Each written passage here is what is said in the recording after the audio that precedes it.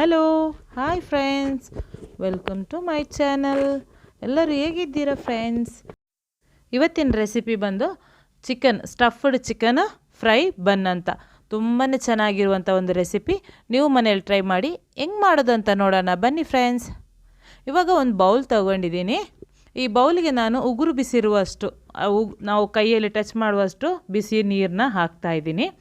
ಆಮೇಲೆ ಇದಕ್ಕೆ 1 ಸ್ಪೂನಷ್ಟು ನಾನಿವಾಗ ಈಸ್ಟು, ಆಮೇಲೆ ಒಂದು 3 ಸ್ಪೂನಷ್ಟು ನಾನಿವಾಗ ಸಕ್ಕರೆ ಹಾಕ್ಕೊಂಡು ಇದನ್ನು ಚೆನ್ನಾಗಿ ಕಲಿಸ್ಕೋಬೇಕು. ಇದನ್ನು ಚೆನ್ನಾಗಿ ಕಲಿಸ್ಕೊಳ್ಳಿ. ಇವಾಗ ಇದನ್ನು ನಾನೊಂದು 5 ನಿಮಿಷ ರೆಸ್ಟಿಗೆ ಇಡ್ತಾಯಿದ್ದೀನಿ. ಒಂದು 5 ನಿಮಿಷ ಆದ ನಂತರ ನೋಡಿ, ಇವಾಗ ಒಂದು 5 ನಿಮಿಷ ಆಯಿತು. ನಾನು ಇದನ್ನು ಓಪನ್ ಮಾಡ್ತಾಯಿದ್ದೀನಿ. ಇವಾಗ ನಾನು ಒಂದು ಮೊಟ್ಟೆನ ತಗೊಂಡಿದ್ದೀನಿ. ಒಂದು ಫುಲ್ ಮೊಟ್ಟೆನ ಓಪನ್ ಮಾಡಿಕೊಂಡು ನಾನಿವಾಗ ಕಲಿಸ್ಕೊಂಡಿರುವಂಥ ಈಸ್ಟ್ ಮಿಕ್ಸ್ಚರ್ ಇದೆಯಲ್ಲ ಅದಕ್ಕೆ ಹಾಕ್ತಾಯಿದ್ದೀನಿ. ಆಮೇಲೆ ಇದಕ್ಕೆ ಒಂದು 2 ಸ್ಪೂನಷ್ಟು ನಾನಿವಾಗ ಆಯಿಲ್, ಅಂದರೆ ನಾವು ನಾರ್ಮಲ್ ಮನೆಯಲ್ಲಿ ಯೂಸ್ ಮಾಡುವಂಥ ಆಯಿಲು, ಆಮೇಲೆ 1 ಸ್ಪೂನಷ್ಟು ನಾನು ಉಪ್ಪನ್ನ ಹಾಕಿ ಚೆನ್ನಾಗಿ ಇದನ್ನು ಕಲಿಸ್ತಾ ಇದ್ದೀನಿ. ಚೆನ್ನಾಗಿ ಮಿಕ್ಸ್ ಮಾಡ್ಕೋಬೇಕು. ಇದನ್ನು ನೋಡಿ, ಈ ಥರ ಚೆನ್ನಾಗಿ ಮಿಕ್ಸ್ ಮಾಡಿಕೊಂಡು ಇಟ್ಕೊಳ್ಳಿ. ಇವಾಗ ನಾನು ಇದಕ್ಕೆ ಅರ್ಧ ಸ್ಪೂನಷ್ಟು ನಾನು ಬೇಕಿಂಗ್ ಪೌಡರ್ನ ಹಾಕ್ತಾಯಿದ್ದೀನಿ. ಇದನ್ನು ಹಾಕ್ಕೊಂಡು ಚೆನ್ನಾಗಿ ಇದನ್ನು ಕಲಿಸ್ಕೋಬೇಕು. ನೋಡಿ, ಈ ಥರ ಚೆನ್ನಾಗಿ ಇದನ್ನು ಕಲಿಸ್ಕೊಳ್ಳಿ. ಇವಾಗ ನಾನು ಇದಕ್ಕೆ 1.5 ಕಪ್ಪಷ್ಟು ಮೈದಾನ ತಗೊಂಡಿದ್ದೀನಿ. 1.5 ಕಪ್ ಇಲ್ಲಾಂದರೆ 1 ಕಪ್ ಆದರೂ ಆಗುತ್ತೆ. 1.5 ಕಪ್ಪಷ್ಟು ನಾನಿವಾಗ ಮೈದಾನ ತಗೊಂಡು ಚೆನ್ನಾಗಿ ಇದನ್ನು ಕಲಿಸ್ತಾ ಇದ್ದೀನಿ. ಈ ಥರ ಚೆನ್ನಾಗಿ ಇದನ್ನು ಕೈಯಲ್ಲಿ ಒಂದ್ಸಲ ಈ ಥರ ಕಲಿಸ್ಕೊಳ್ಳಿ. ಆಮೇಲೆ ಇದಕ್ಕೆ ಸ್ವಲ್ಪನೇ ನೀರು ಹಾಕಿ ಇದನ್ನು ನಾವು ಚಪಾತಿ ಹಿಟ್ಟಿನ ಅದಕ್ಕೆ ನಾವು ಕಲಿಸ್ಕೋಬೇಕು. ಸ್ವಲ್ಪನೇ ಕೈಯಲ್ಲಿ ಈ ಥರನೇ ನೀರು ಹಾಕ್ತಾ ಇದನ್ನು ಕಲಿಸ್ಕೊಳ್ಳಿ. ನೋಡಿ, ಇವಾಗ ಚೆನ್ನಾಗಿ ನಾನು ಕಲಿಸ್ಕೊಂಡಿದ್ದೀನಿ. ಸೇಮ್ ನಾವು ಚಪಾತಿಗೆಲ್ಲ ಕಲಿಸ್ಕೋತೀವಿ ನೋಡಿ, ಅಷ್ಟೇ ಗಟ್ಟಿಗೆ ಕಲಿಸ್ಕೊಳ್ಳಿ. ಈ ಥರ ಚೆನ್ನಾಗಿ ಇದನ್ನು ಕೈಯಲ್ಲಿ ಕಲಿಸ್ಕೋಬೇಕು. ಈ ಥರ ಉಂಡೆ ಮಾಡಿಕೊಂಡು ಇದರೊಳಗಡೆ ಇಟ್ಬಿಡಿ. ಇವಾಗ 1 ಸ್ಪೂನಷ್ಟು ಆಯಿಲ್ನ ಇದ್ರ ಮೇಲ್ಗಡೆ ಹಾಕ್ಕೊಂಡು ಈ ಥರ ಸವರಿ ಹಿಟ್ಟಿನ ಮೇಲ್ಗಡೆ, ಅಂದರೆ ಅದು ಹಾರ್ಡ್ ಆಗದೆ ಇರಲಿ ಅಂತ ಹೇಳಿ, ಹಿಟ್ಟು ಚೆನ್ನಾಗಿ ಉಬ್ಬಿ ಬರಲಿ ಅಂತ ಹೇಳಿ 1 ಸ್ಪೂನಷ್ಟು ನಾನಿವಾಗ ಆಯಿಲ್ ಹಾಕಿ ಇದನ್ನು ನಾನು ಮುಚ್ಚಿ ಇಡ್ತಾಯಿದ್ದೀನಿ. ಒಂದು 30 ನಿಮಿಷ ಇದನ್ನು ನಾನು ರೆಸ್ಟಿಗೆ ಇಡ್ತಾಯಿದ್ದೀನಿ. ಇವಾಗ ಅದ್ರ ಮಧ್ಯೆ ಏನು ಮಾಡ್ತಾಯಿದ್ದೀನಿ ಅಂದರೆ, ನಾನು ಒಂದು ಬಾಣಲಿನ ತಗೊಂಡು ಇದು ಬಿಸಿ ಆದ ನಂತರ ಇದಕ್ಕೆ 1 ಸ್ಪೂನಷ್ಟು, ಜಾಸ್ತಿ ಆಯಿಲ್ ಹಾಕೋಕೆ ಹೋಗಬೇಡಿ, 1 ಸ್ಪೂನಷ್ಟು ಆಯಿಲ್ ಹಾಕ್ಕೊಂಡು ಅದು ಬಿಸಿ ಆದ ನಂತರ ಆಯಿಲು ಇದಕ್ಕೆ 1 ಸ್ಪೂನಷ್ಟು ಶುಂಠಿ ಮತ್ತು ಬೆಳ್ಳುಳ್ಳಿ ಪೇಸ್ಟನ್ನ ಹಾಕ್ಕೊಂಡು ಒಂದು ಸ್ವಲ್ಪ ಫ್ರೈ ಮಾಡ್ಕೊಳ್ಳಿ. ಇದು ಫಿಲ್ಲಿಂಗ್ ಮಾಡ್ತಾಯಿದ್ದೀನಿ ಸ್ಟಫ್ ಮಾಡೋಕ್ಕೆ. ಇದು ಶುಂಠಿ ಮತ್ತು ಬೆಳ್ಳುಳ್ಳಿ ಹಸಿ ಸ್ಮೆಲ್ಲೆಲ್ಲ ಹೋದ ನಂತರ ಇದಕ್ಕೆ ಒಂದು 200 ಗ್ರಾಮಷ್ಟು ಸಣ್ಣದಾಗಿ ಕಟ್ ಮಾಡಿರುವಂಥ ಚಿಕನ್ನ ಹಾಕ್ಕೊಂಡು ಚೆನ್ನಾಗಿ ಆಯಿಲಲ್ಲಿ ಫ್ರೈ ಮಾಡ್ಕೋಬೇಕು. ಈ ಥರ ಚೆನ್ನಾಗಿ ಅದು ವೈಟ್ ಆಗುತ್ತಲ್ಲ ಅದುವರೆಗೂ ಇದನ್ನು ಚೆನ್ನಾಗಿ ಫ್ರೈ ಮಾಡ್ಕೊಳ್ಳಿ. ಇವಾಗ ನಾನು ಇದಕ್ಕೆ ಫ್ರೈ ಆಗ್ತಾ ಇರುವ ಚಿಕನಿಗೆ 1 ಸ್ಪೂನಷ್ಟು ನಾನು ರೆಡ್ ಚಿಲ್ಲಿ ಪೌಡ್ರು, ಆಮೇಲೆ ಅರ್ಧ ಸ್ಪೂನಷ್ಟು ನಾನು ಅರಶಿನ ಪುಡಿ ಹಾಕ್ಕೊಂಡಿದ್ದೀನಿ. ಆಮೇಲೆ ಇದಕ್ಕೆ ಒಂದು ಮೀಡಿಯಮ್ ಸೈಜು 2 ಆನಿಯನ್ನ ಹಾಕ್ಕೊಂಡು ಚೆನ್ನಾಗಿ ಇದನ್ನು ಮಿಕ್ಸ್ ಮಾಡ್ಕೋಬೇಕು. ನೋಡಿ, ಈ ಥರ ಚೆನ್ನಾಗಿ ಆನಿಯನ್ನು ಮತ್ತು ರೆಡ್ ಚಿಲ್ಲಿ ಪೌಡ್ರೆಲ್ಲ ಆಯಿಲಲ್ಲಿ ಚೆನ್ನಾಗಿ ಚಿಕನ್ ಜೊತೆ ಫ್ರೈ ಆಗಬೇಕು. ನೋಡಿ, ಈ ಥರ ಇವಾಗ ಚೆನ್ನಾಗಿ ನಾನು ಮಿಕ್ಸ್ ಮಾಡ್ಕೊಂಡಿದ್ದೀನಿ. ಇವಾಗ ನಾನು ಇದಕ್ಕೆ ಒಂದು ಮೀಡಿಯಮ್ ಸೈಜು ಕ್ಯಾರೆಟ್ ತಗೊಂಡು ಈ ಥರ ಸಣ್ಣಗೆ ಕಟ್ ಮಾಡಿಕೊಂಡು ಹಾಕ್ಕೊಡ್ತಾ ಇದ್ದೀನಿ. ಇವಾಗ ನಾನು ಇದಕ್ಕೆ 1 ಕ್ಯಾಪ್ಸಿಕಮ್ನ ಸಣ್ಣದಾಗಿ ಕಟ್ ಮಾಡಿರುವಂಥ ಕ್ಯಾಪ್ಸಿಕಮ್ನ ಹಾಕ್ತಾಯಿದ್ದೀನಿ. ಹಾಕ್ಕೊಂಡು ಚೆನ್ನಾಗಿ ಇದನ್ನು ಮಿಕ್ಸ್ ಮಾಡ್ಕೊಳ್ಳಿ. ಒಂದು ಸ್ವಲ್ಪ ಚಿಕನ್ ಜೊತೆ ಬೇಯಬೇಕು ಕ್ಯಾಪ್ಸಿಕಮ್ ಮತ್ತು ಕ್ಯಾರೆಟು.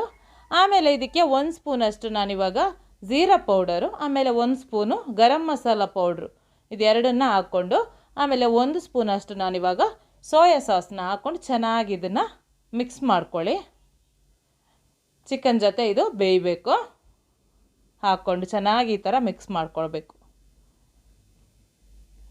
ಇವಾಗ ನಾನು ಇದಕ್ಕೆ ಉಪ್ಪು, ರುಚಿಗೆ ತಕ್ಕಷ್ಟು ಉಪ್ಪನ್ನ ಹಾಕ್ತಾಯಿದ್ದೀನಿ. ಹಾಕ್ಕೊಂಡು ಚೆನ್ನಾಗಿ ಇದನ್ನು ಮಿಕ್ಸ್ ಮಾಡ್ಕೊಳ್ಳಿ. ನೋಡಿ, ಇವಾಗ ಈ ಥರ ಚೆನ್ನಾಗಿ ಒಂದು 2 ನಿಮಿಷ ಇದನ್ನು ಬೇಯಿಸ್ಕೋಬೇಕು. ಇದು ಚೆನ್ನಾಗಿ ಬೆಂದ ನಂತರ ಚಿಕನು, ಆಮೇಲೆ ಲಾಸ್ಟಲ್ಲಿ ಇದಕ್ಕೆ ಕೊತ್ತಂಬರಿ ಸೊಪ್ಪನ್ನ ಹಾಕ್ಕೋಬೇಕು. ಕೊತ್ತಂಬರಿ ಸೊಪ್ಪು ಹಾಕ್ಕೊಂಡು ಚೆನ್ನಾಗಿ ಇದನ್ನು ಮಿಕ್ಸ್ ಮಾಡ್ಕೊಳ್ಳಿ. ಇದಕ್ಕೆ ಬೇಕಂದರೆ ಒಂದು ಸ್ವಲ್ಪ ನೀವು ಬ್ಲ್ಯಾಕ್ ಪೆಪ್ಪರ್ ಪೌಡ್ರೂ ಹಾಕ್ಕೋಬೋದು, ಕಾಳು ಮೆಣಸಿನ ಪುಡಿ, ಅದನ್ನು ಒಂದು ಸ್ವಲ್ಪ 1 ಸ್ಪೂನಷ್ಟು ಹಾಕ್ಕೊಂಡು ಚೆನ್ನಾಗಿ ಇದನ್ನು ಮಿಕ್ಸ್ ಮಾಡಿಕೊಂಡ್ರೂ ಆಗುತ್ತೆ, ಇಲ್ಲಾಂದರೆ ಸ್ಕಿಪ್ ಮಾಡಿದ್ರೂ ಆಗುತ್ತೆ. ಇವಾಗ ನಾನು ಇದನ್ನು ಚೆನ್ನಾಗಿ ಎಲ್ಲ ಬೆಂದಿದೆಯಲ್ಲ ಅದನ್ನು ಒಂದು ಪ್ಲೇಟಿಗೆ ನಾನು ಹಾಕ್ತಾಯಿದ್ದೀನಿ.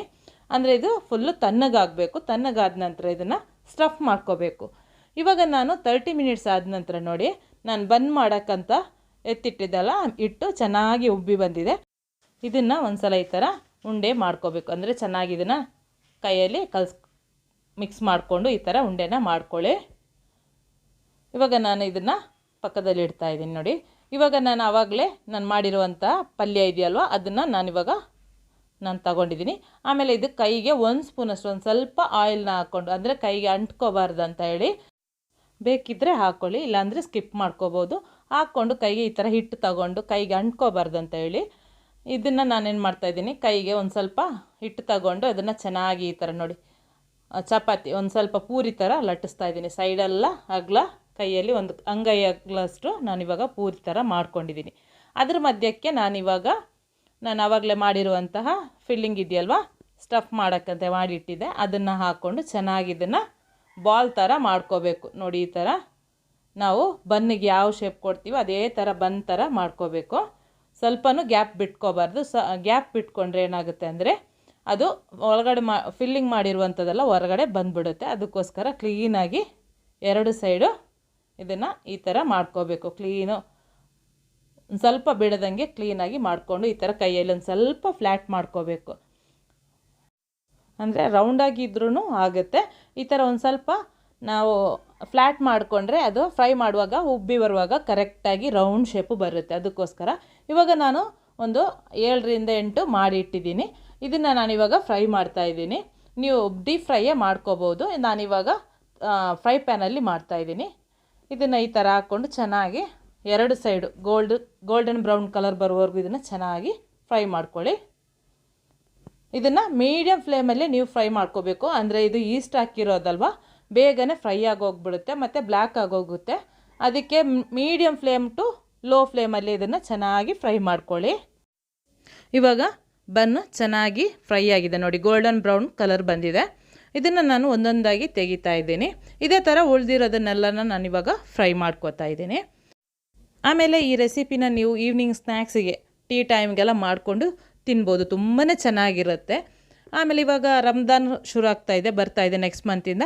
ಆವಾಗೂ ನೀವು ಮಾಡಿಕೊಂಡು ಇದನ್ನು ನೀವು ಈವ್ನಿಂಗಿಗೆ ನೀವು ತಿನ್ಕೋಬೋದು. ತುಂಬಾ ಚೆನ್ನಾಗಿರುತ್ತೆ, ತುಂಬಾ ಟೇಸ್ಟಿ ಆದಂಥ ಡಿಫ್ರೆಂಟ್ ಆಗಿರುವಂಥ ಒಂದು ರೆಸಿಪಿ. ನೀವು ಮನೆಯಲ್ಲಿ ಇದನ್ನು ಟ್ರೈ ಮಾಡಿ ನೋಡಿ. ಈ ರೆಸಿಪಿ ಬಂದು ಮಕ್ಕಳಿಗೆ ದೊಡ್ಡವ್ರಿಗೆ ಎಲ್ಲರಿಗೂ ಇಷ್ಟ ಆಗುತ್ತೆ. ನೀವು ಟ್ರೈ ಮಾಡಿ ಹೆಂಗಾಯಿತು ಅಂತ ನನಗೆ ಕಮೆಂಟಲ್ಲಿ ಒಂದು ಕಮೆಂಟ್ ಹಾಕಿ. ಹಾಗೆಯೇ ವಿಡಿಯೋಗೊಂದು ಲೈಕ್ ಕೊಡೋದಂತೂ ಮರಿಬೇಡಿ ಫ್ರೆಂಡ್ಸ್. ನೆಕ್ಸ್ಟ್ ಹೊಸ ರೆಸಿಪಿಯೊಂದಿಗೆ ಬರ್ತೀನಿ. ಬಾಯ್.